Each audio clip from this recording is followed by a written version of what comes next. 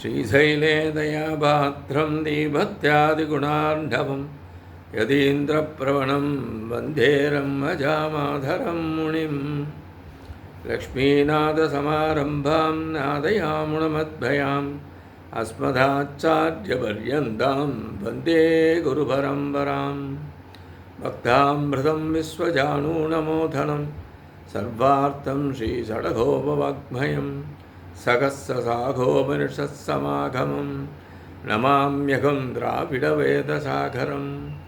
திருவழுதினாடென்றும் தென்குருகூரென்றும் மறுவினியவன் பொருணலென்றும் அருமறைகளந்தாதி செய்தான் அடியினையே எப்பொழுதும் சிந்தியாய் நெஞ்சே தெளிந்து ஏத்த பெருங்கீர்த்தி ராமானுஜ முனிதன் வாய்த்த மலர்பாதம் வணங்குகின்றேன். ஆய்த்த வரும் சீரார் சடகோவன் செந்தமிழ் வேதம் தரிக்கும் பேராத உள்ளம் பெற.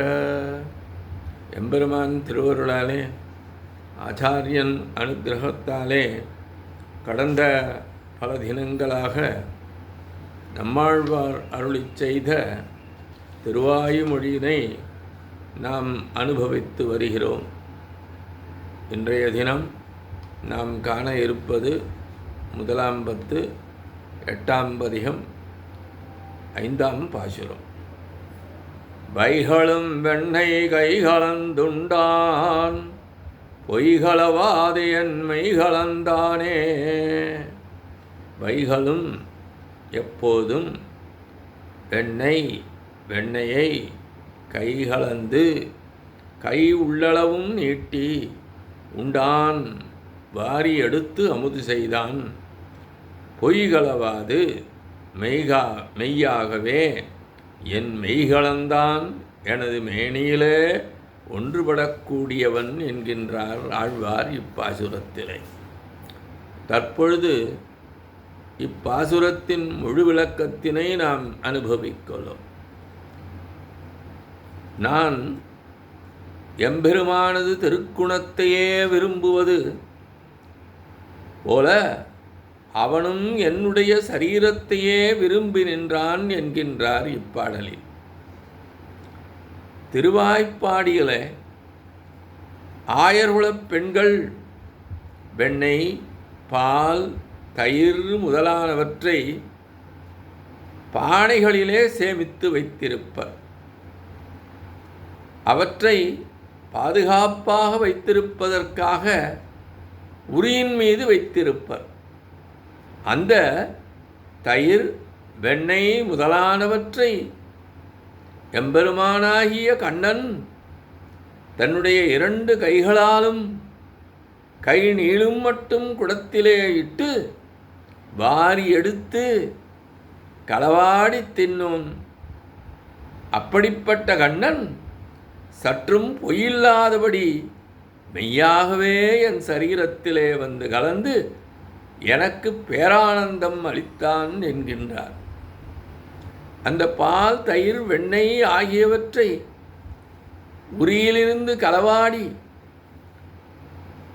கண்ணனாகிய எம்பெருமான் எப்படி உண்டானோ அப்போது அவனுக்கு எப்படிப்பட்ட மகிழ்ச்சி ஏற்பட்டதோ அதுபோன்ற ஆனந்தம் ஆழ்வாருடன் மெய்யாகவே அவருடைய சரீரத்திலே வந்து கலந்தபோது ஆழ்வாருக்கு பேரானந்தம் அளித்தது என்கின்றார். அதாவது எனது மேனியிலே ஒன்றுபடக்கூடினான் என்கின்றார். சர்வேஸ்வரன் உம்முடைய அழுக்கு உடம்பிலே கலந்தான் என்றால் இது நம்பத்தகுமோ என்று அக்காலத்திலே சிலர் ஆழ்வாரிடம் தங்களுடைய ஐயத்தினை தெரிவித்துக் கொண்டார் என்பதை தன் மனதிலே கருதி மெய்யாகவே கலந்தான் என்று அறுதியிட்டு கூறுகின்றார். அவனுடைய திருக்கல்யாண குணங்கள் என்பதே நான் உயிர் வாழத் தேவையானது என்றுள்ளது போன்று அடியார்களின் கைகளால் தீண்டப்பட்ட வெண்ணெய் என்பதை அவன் உயிர் தரிக்கத் தேவையாக உள்ளது. ஆய்ச்சிமார்களின் கைகளால் தீண்டப்பட்ட வெண்ணெய் என்பதால் அதன் மீதுள்ள ஆசையால் இடக்கையாலும் வலக்கையாலும் மாறி மாறி உண்டான் கண்ணனாகிய எம்பெருமான். இதையே திருமங்கை ஆழ்வாரும் தன் சிறிய திருமடலிலே தாரார் தடந்தோள்கள் உள்ளளவும் கை நீட்டி தான் அணிந்திருந்த மாலையானது பானையின் உள்ளே அழுந்தும்படி பானையின் அடிவரை தனது கரத்தை விட்டான் என்று கூறியது இங்கே நினைவு கூறத்தக்கது. சர்வேஸ்வரன் நித்தியசூரிகளுக்கு தலைவன்.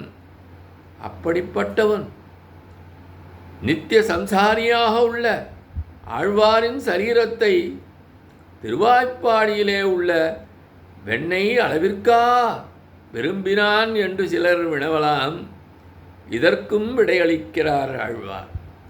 அந்த வெண்ணெய் மீது அவன் கொண்ட ஆசை என்பது எவ்விதம் பொய் கலக்காமல் இருந்ததோ அதுபோன்று அவன் எனது சரீரத்தில் கலந்தமை என்பது பொய் கலவாதது ஆகும் என்கின்றார். மனப்பூர்வமின்றி கலத்தல் பொய்கலப்பு, பரபரப்புடன் வந்து கலத்தல் மெய்கலப்பு. மெய்யென்ற சொல்லுக்கு சரீரம் என்றும் உணர்வு என்றும் நாம் பொருள் கொள்ளலாம் என்பதாக இப்பாசுர விளக்கம் அமைந்துள்ளது. இத்தோடு இன்றைய காணொலியை நிறைவு செய்கின்றோம். எம்பெருமான் திருவடிகளே சரணம். நம்மாழ்வார் திருவடிகளே சரணம். எம்பார் திருவடிகளே சரணம்.